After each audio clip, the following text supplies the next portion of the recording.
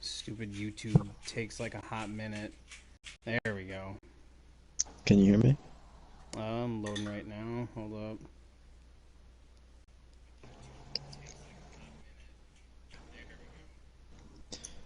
Yeah, you're good, Bobby. We can hear you. Alright, cool.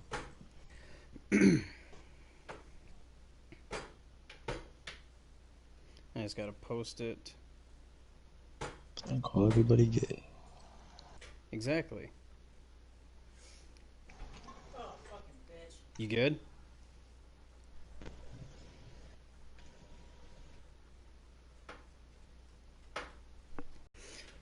Gotta tweet it out quick.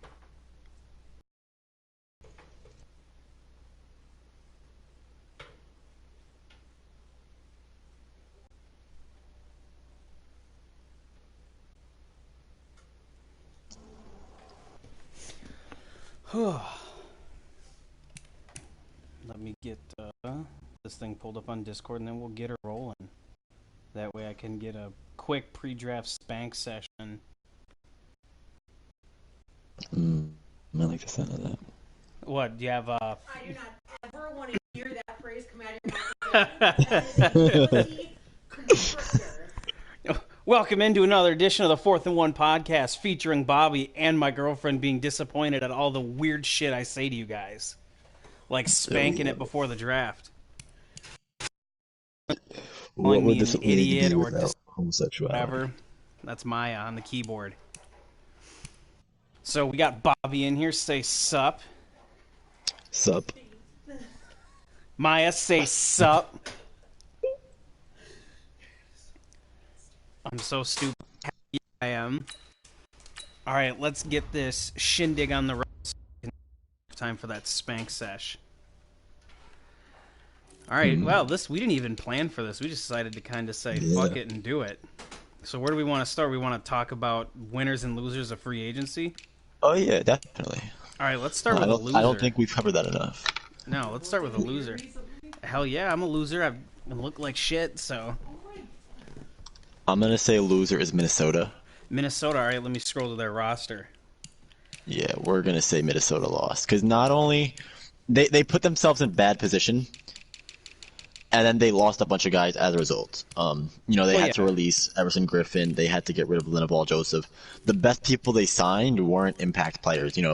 Nick Perry, Robert Nicomdici, Tyler Davison. Like those are the best players they signed. And so those you mean you flipped aren't Danielle Hunter, a superstar edge rusher who could, by himself, with you not even controlling him, get 15 to 28 sacks a year, and you turn him into the 22nd or 23rd pick.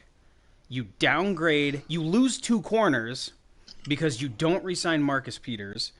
You don't keep Trey Waynes because you trade him, so you lose 2 corners. You lose your best player, in my opinion. I mean, Harrison Smith is good with enforcer, but one of your best 2 players just to get an average pick in the draft. So that right there is a complete loss to me. A total loss. And when you look at it, the value lost doesn't balance out with the value gained. I think that he would be a guy who would have benefited from rather having more picks or rather focusing on signing some 1 or 2 impact free agents so then you fill out the roster in the draft. And now you're stuck with no cap and significantly lacking on the 2 most important position groups in football, offense and defensive line. Exactly, and I want to see how many people he has on the roster, because he signed quite a few free agents. He has 43 people on the roster, so he'll probably fill out the roster with draft picks. But at that point, you're forcing guys to be on the roster whether you like it or not. Right. I have 44 right now, but I have 14 picks. So if I mess up a pick or if somebody is a emergency, they don't work out. You have to have that flexibility, and I don't feel like the plan was there. Well, and you look at it just right, and you just look at pick 21. Is that pick ever going to turn into Danielle Hunter? No, it probably won't. So that's a loss in itself. Is there another loser that you thought was in free agency? I don't know if I would call them a loser. I think Dallas lost a lot. Dallas really didn't sign anybody in free agency. They signed Blake Bortles, Well, if you want to count second that. for an old D tackle too. And they traded for Cameron Hayward, and I think they gave up too much there to begin with. They lost a lot of guys. You lose Sean Lee, Alfred Morris. I know he was big on Alfred Morris. You lose Randall Cobb, Robert Quinn, Christian Covington, Jason Witten, Tavon Austin. You're losing a bunch of guys. And, what you're coming away with, Blake Bortles and overpaying for Cameron Hayward. I think that's a team that could fall off. Although, he was competitive this season. He's going to go from 14th to 78th. So he really has to hit on 14. But with the needs that he has, he's not going to be filling in a need. He currently has one safety on the roster, and that's Xavier Woods. And that's concerning, given that both starting safeties could be off the board by that time. Well, I don't know. I mean, he has Jordan Lewis on the roster. Don't forget about that. Yeah, we can't forget about Jordan Lewis. And then his tight end is Jack Doyle, who he's dangerously confident in for 75 speed. Right. I mean, he's a solid run blocker, and with the Cowboys, you should be a run-first team. And he has good hands, so he's not going to wow you. But I don't mind Jack Doyle, but at the same time, can you afford to keep an expensive, old-aging tight end, an expensive, old-aging defensive tackle, when you have guys like Zeke, who needs to be re-signed next year? You just signed Dak and Amari and Jalen Smith to long-term deals, and then Wolf Hunter is going to need a new contract, and then you have your secondary. So it's just not sure if that was the right approach to get older and more expensive. You need to get younger and more inexpensive, I think. Yeah, I agree. And, when you look at that team, they have the young guys there, but you need to consistently blend in youth. If you're not having those picks that can do that, then you have to rather do that through trades or free agency or whatever. But when you're not signing anybody and your only trade is for Cameron Hayward and you're missing out on picks and you're losing a bunch of guys, you're going to take a step off. And then that's going to put you 1 inch closer to cap hell. Right, exactly. So now that we're done with losers, give me a winner. And I think I know where you're going with the first one, so I'll kind of shut up and let you talk about that. I think you were a winner in free agency. You got Jordan Howard, you got Blake Martinez. Blake Martinez was a value signing. You got trades in Sheldon Rankins, Malcolm Jenkins. I think those are really good moves. And then Max Williams is another depth guy. Jake Elliott, great kicker. Little endorsement there for Jake Elliott. But I think that coming in with a good roster already, you didn't really lose too much. But then you gained several impact starters, several impact role players. I think that was a really good offseason for you. And honestly, I think that was the best offseason of the league. I'll take it. And then I have 4,000 mid picks and late picks. So we're ready to get a bunch of 50 overall rookies on this roster to compete for practice squad spots. Any other who do you have roster? I mean, I have another winner. Oh, yeah. Another winner. I think that surprisingly, Manny was a winner, in my opinion. Yeah. He signed HaHa Clinton Dix, Graham Glasnow, Zach Brown. He traded for B.J. Hill, signed the GOAT regression fix in Kyle Juszczyk. And then signed some depth players, like Michael Pruitt, Sheldon Gibson, Mo Alley Cox. And he got Reggie Ragland. So I think that he kind of took that team one step closer to being competitive. He was 6-10, which isn't great, but with a roster without Andrew Luck, and then you make it a little better now. I think that worked out. He has depth problems. He doesn't have a single backup offensive lineman. He doesn't have a single backup quarterback. But, I think that those things can be addressed in the draft. And I think that they will be addressed in the draft. He may have shown his hand a little bit, right. But, he improved his team. Well, and he's in total win now. Whether or not he has the ability and skill to is a question. But he's made really good moves that are win now. He has a ton of cap to play with, and he has a young, competitive, top-end roster. Yeah, but what sucks is that, he doesn't have the picks to supplant that. He has 4 picks this draft. Literally 4 picks. So when you go into... seconds. Yeah, he has 2 seconds, but, what is that without a first? Yeah, so you can still get a depth there. You can get some depth. That's not awful. I mean, you can be the Bills, who have 3 picks, 2 picks. He's got a 5, a 5, and a 6. So I don't think the Colts have a glaring hole to fill in the starting game per se. I think that they have one of the more complete rosters starting wise. But we're turning injuries up.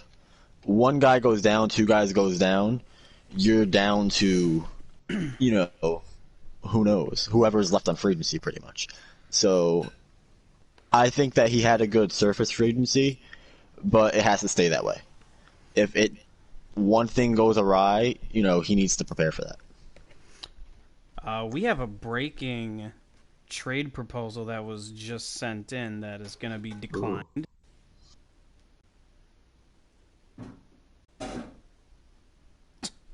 Manny getting away with just trade rape here. Oh, wrong chat, Brendan. Oh, shoot. Oh, shoot. Rip. It's deleted. No one saw it. Yeah, the stream is behind. We're good. Yeah, no, that trade just looks horrible. Yeah, it's probably going to get denied. So but speaking of the Colts. Yeah, just Colts again trying to make... the Vikings once again trying to fuck up their roster somehow. Yeah.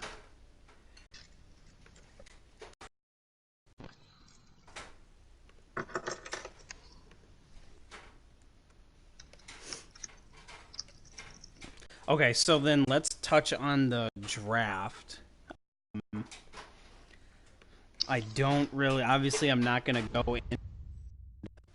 I'll go in and I can act on your behalf. Right. I'm sorry for that are... Your mic is lagging. Oh, really? Shoot, is it better now? Yeah. Weird. I moved it 2 feet, if that, 2 inches. I want to go up and find my mock draft quick, and just so I can discuss it a little bit. So for me, we'll kind of talk over this top 10 and how we think it kind of can go and just like plan and everything.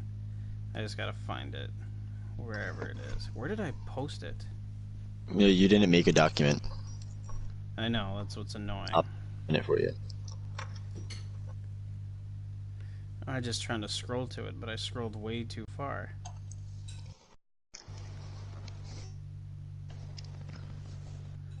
Well, I pinned it. You just pinned it, you said? Sweet. Yeah. Okay. Alright. So, number 1, Miami. I had my mock taken Maurice Andrews, the offensive tackle from Bama. Oh, Mukau just reminded me. This video is sponsored by SeatGeek. If you use promo code PatsNation, you'll get $20 off your purchase. Your first purchase when you sign up. Promo code PatsNation. How much do you even get for that? Like $3? I cannot discuss the terms of the contract, but it's a great app that lets you go to great events at great prices. SeatGeek, promo code PatsNation. Sure. But I have Maurice Andrews. He's a tackle like a tight end. And even some of these, he runs a .06 slower than the slowest first wide. So your mic is still lagging. But I agree. I think that he has very bad holes on the interior line that failed to be addressed. He didn't sign many impact free agents. So I think he has to address the interior line. I think that he can plug Maurice Andrews at left tackle, move Tunsil to guard. Somebody's going to guard in this situation. And I think that's a good idea for him because that's really what's going to solidify yourself. You don't have the running back, but you don't need the running back if you have the offensive line. You can survive with the offensive line and without the running back, but you can't survive the other way around. So I think that would be a wise move for Pixie. While I think he could be a wild card to go in another direction, perhaps safety or linebacker, I think that he'll ultimately listen to us and go offensive line. No, I agree. I think he's ultimately going to go offensive line. Now let's go to the G-Men. They have picked 2, and I have them taking that quarterback. I think that's the worst kept secret in all of 4th and 1. If that quarterback's there, they're going to take him, and I don't see why they wouldn't. I don't think we need to spend too much time on that. He's going quarterback. Okay. Number 3, Minnesota. I had him taking Terrell Potter, the top D lineman, interior D lineman, just out of need. They need to get guys on the O line, the D. They can go that really good center, or they can go interior D line. I'd probably now lean more towards center, looking at their O line, but either one, I mean, will be okay with me. I think he'll wind up going on defense because he's going to want to reverse the trades that he's done as much as he possibly can. Right. The offensive line, for what it's worth, isn't one of the worst. You have a 70 starting at each position, which doesn't sound great, but other teams may have 60 starting there. They may not even have a starter there to begin with. Whereas the interior line, if you're running a 4-3, you don't want a guy like Shamar Stephen getting snaps. 71 power move, 67 block shed. You're going to get gashed in a division with Playa. You have a bunch of good running backs there. Tevin Coleman, Tariq Cohen, all those guys. So you don't want to have a weak interior. That's the last thing you want to have. I think he'll go interior line. Yeah, no, I think that's the pick too. Number 4, the Oakland Raiders, LaCambrick Carney, linebacker from Alabama. He's a linebacker running a sub 4.40. Raiders' biggest need is at off-ball linebacker. I think it's a match made in heaven. No, yeah, definitely. I think that's really one of the better players in this draft at the top. That's not really a pick you can miss out on. He seems like a guy, whether you're using him, whether you're not using, he's going to produce for you. And Oakland doesn't have the linebackers there. They don't have the talent on the second level. So right here with 4, they can afford to stay there, have the elite talent, and then, hopefully at 18 do something a little more risky. But here they can fill a need right now, and that'll be a need that will last them for the entirety of the cycle. So I agree. 49ers pick 5. I had them taking Lamar McKenzie, and I still think they probably will. Thing that might deter them is they do have Jaquiski, they have Pop, they have Adrian Phillips, who they just signed, and they have Adrian Colbert at free safety. So they already have 3 okay safeties, but their corner depth is low. So they're either, I still have Lamar McKenzie because I don't think you can pass up on that combine, but I could also see where they go Bruce Boswell. But in the mock, I'll stick with it, Lamar McKenzie. It just makes too much sense. I agree because that's a guy you can't pass up on. You see something like that, you don't want to draft for need. You may have a better need somewhere else, but the 49ers roster isn't bad to the point where you have to force a pick. If you have an elite talent right there that will be one of the best safeties in not only in this draft but in the league for maybe in 2 years, why pass up on that for maybe filling a need right now? That's not a roster or a team or a user that's going to be winning very much next year. So why not get somebody that you can develop and hopefully, season 3, season 4, get yourself to that point. Whereas, if you go with a riskier pick that fills a need right now, they may not be that 90-95 player when we're all competing relatively on the same level in terms of we're at where we want to be at. So I think that down the line, this will get him where he wants to be at. When you look at a guy, Adrian Colbert or Jaquiski Tartt, they're fine. But this is a guy you can plug in right now. He'll be an impact player in that secondary and really alleviate Richard Sherman, Jason Verrett. You could probably even run a big nickel as well and just throw somebody like Tart in the slot. Right. Now we'll move on to number 6, Wheezy and the Texans. I think this is a dream scenario for them. Bruce Boswell, corner from Tulane. It makes too much sense. Their corners suck. They have Bradley Roby, and that's it. And then they'll at least get 2 okay 1-2 corners. But yeah, they desperately need corner right now. So yeah, I don't think we need to spend a ton of time, but corner's the pick here as long as he's still there. Especially because they kind of showed their hand there. You literally just cannot put Lonnie Johnson or Chris Westry on the field like that. You cannot at all. And what's sad is he's probably going to wind up putting at least one of them on the field. But right now, if you have Bruce Boswell on the board, you take him. If Wheezy was number 1, he would probably be going Bruce Boswell because that's what, not only is that what he needs right now, but that's somebody that's going to last him. And it will make him. No, I agree completely. Number 7, Saints. Now with New Orleans, I think they traded up for that safety. Now he's gone. I'm just going to have them taking Tyler Bartlett, the tight end from Texas, the workout warrior, Gronk Jr. It just makes too much sense.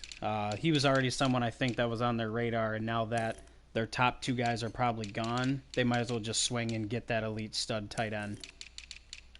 I think that's a fair assessment, but when you look at the tight end position, they are very inflated. Jared Cook is still a guy that can produce for you. You have Michael Thomas, Alshon Jeffrey, Traquan Smith. So at this point, you'd be sitting Jared Cook. And while that's not necessarily a bad thing, you want, with that Saints roster to compete now, you need an impact rookie, and you can't really be supplanting others. So I could see him going offensive line because, on the inside you have Andres Pete, who's expiring, J.R. Sweezy, who's old and not good. So I could see him going somewhere on the offensive line, or I could see him going linebacker. You have DeMario Davis, who's on the wrong side of 30. You have Kamu Grugier-Hill, who's kind of just a one-trick pony. Lane Lazaro he's just a weird dude. I think me and you have previously discussed how weird of a carryover he was because he doesn't really do anything too great. So I would say offensive line or linebacker here. I personally think that because the tight end position is largely devalued, that he can wind up falling, although he is one of the better tight ends that you'll find in a Madden draft class. So Cleveland, pick 8, trade acquired from Arizona. That was horrible. I hated. I have them taking offensive tackle Reggie Bernard, however you want to pronounce that. The top left tackle on the board, just because they have a huge need at offensive line. Tackle's one of their biggest. I don't think you'll get much disagreement from here. Both their tackles are 71 overalls, Chris Hubbard and Cordy Glenn. It's time to get some fresh, young bodies in there. Yeah, I agree. I think there's no way that you are Jared and you ignore the offensive line. You have Cordy Glenn and Chris Hubbard right now slated as your starting tackles, and that's simply unacceptable. If you want to compete in that division again, Rob's not going to have a year like that. X-Man is going to get more competitive. Snake is going to get more competitive. You're defending not only your division, but the AFC and the league. And you're not going to do that with those two guys starting at tackle. Agree. Pittsburgh, number 9, Bobby Abbott, defensive tackle, Alabama. This one just goes on they're kind of, now with that trade, they're a little older or like younger, but guys who aren't going to get better. And I think this just shores up their 3-4 interior. Tuitt's still really good, but Griffin's kind of old. Hargrave's not really going to get any better. Trent Murphy, who needs to be moved to edge rusher in a 3-4. So I'll move them there if not. And then their nose guards are pretty awful. So I just think it makes sense to take one of the best ones there. Yeah, I could see that happening. I don't see, why not.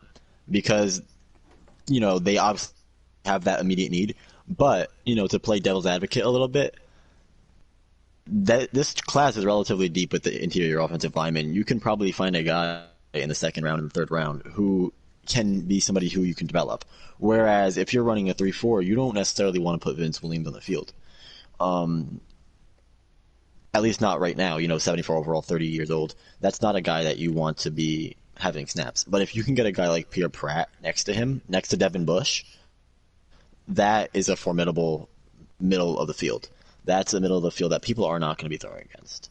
So I think while you can wind up with that interior guy, that elite interior guy to start, I think if you want to have a deeper class coming in for the Steelers and having more guys, make an impact right now, you probably go at the linebacker spot. And you can also go corner, but I don't believe that the corners in this class are very great to the point where, Boswell's off the board and then somebody else. Nope, I agree. Last one, because I said we're just going to do the top 10, then we're going to cut it and get prepared for the draft. I have Denver taking Jameson King in a slide. I just think, granted, he's not going to be here, so, we're not really going to be able to see. He's going to miss the first round or two, I think. But I just think it makes too much sense. Their receivers they did spend money on Meredith. They do have Sutton and Hamilton. But I just think you can't pass up on a prospect like that when you don't have a bona fide number one target on your offense. See, I think that makes sense. I think that he does need a wide receiver, but I don't think that King will be that number one guy coming out. You know, he went out and made an effort to sign Cameron Meredith. Um, he has the receiving options there. He has the running options there. I think that he wound up with a linebacker. He currently doesn't have a second guy starting inside with Josie Joel. You know, the receivers are there for now. They're not great. They're not anything special, but they may wind up moving the chain somehow.